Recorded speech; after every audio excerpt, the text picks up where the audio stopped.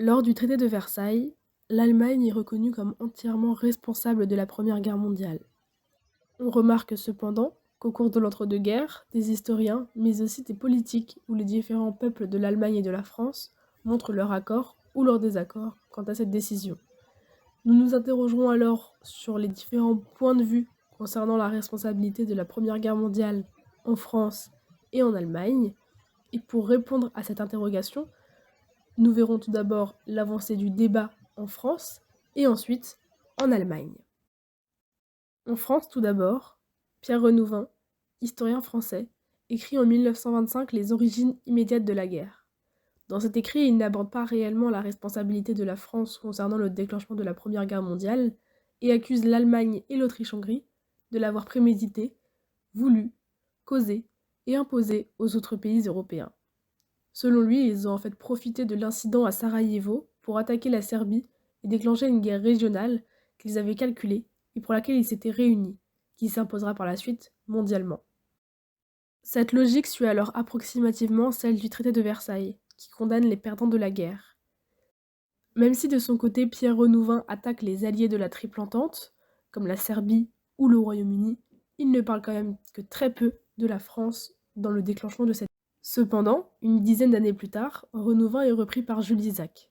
Dans une volonté plus pacifique, l'historien et enseignant français ajoute que la responsabilité est partagée, et que les pays de la Triple Entente, Russie, Royaume-Uni et France, sont responsables en partie d'avoir trop longtemps été passifs.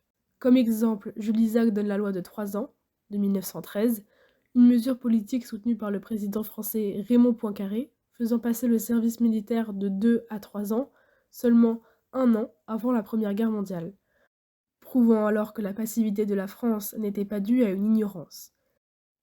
Il parle aussi de la visite de Raymond Poincaré en Russie, 2 semaines après l'attentat à Sarajevo, dans le but de renforcer les alliances pour cette guerre au lieu de trouver un moyen de l'éviter, prouvant à son tour que les membres de la Triple Entente n'ont pas fait leur maximum pour éviter la guerre. Il ne réfute tout de même pas complètement une grande responsabilité de l'Allemagne et de l'Autriche-Hongrie.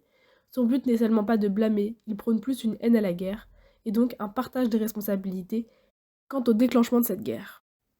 En Allemagne, le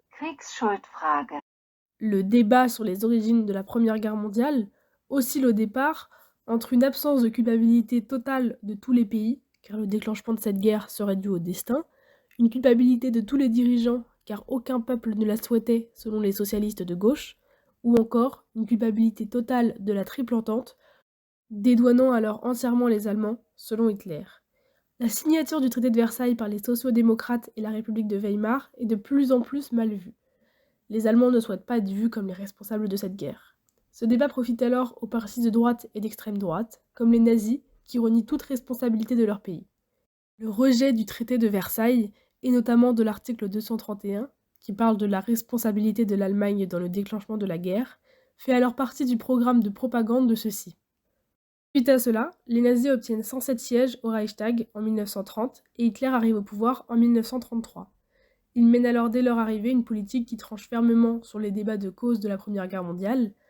Toute personne affirmant que l'Allemagne a causé la Première Guerre mondiale, qui a refusé de lui servir, ou qui a rabaissé les héros de guerre ou les symboles de la nation, mérite la peine de mort pour trahison envers celle-ci.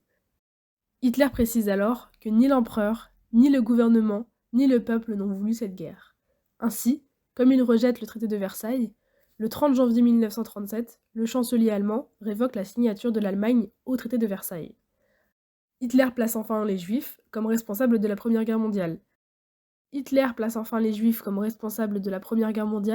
Et justifie ses intentions de guerre à la fin des années 1930 par la volonté de prévenir d'une seconde guerre mondiale que ceux-ci amorceraient.